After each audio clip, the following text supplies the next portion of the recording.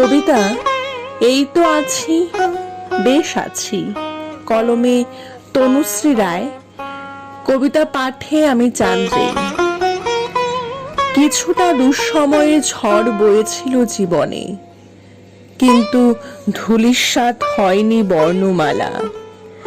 কিছুটা প্লাবিত হয়েছিল হৃদয় রক্তের স্রোতে, তথাপি শব্দের মেলবন্ধন হয়েছিল।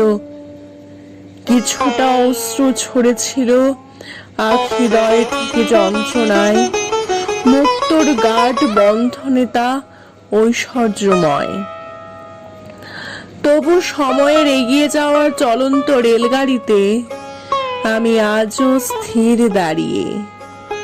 তোমার চলে যাওয়ার জীবনের ঘ্রাণ আজ স্বপ্ন ভরা বর্ষাতেও বিস্তর চরজীবনে।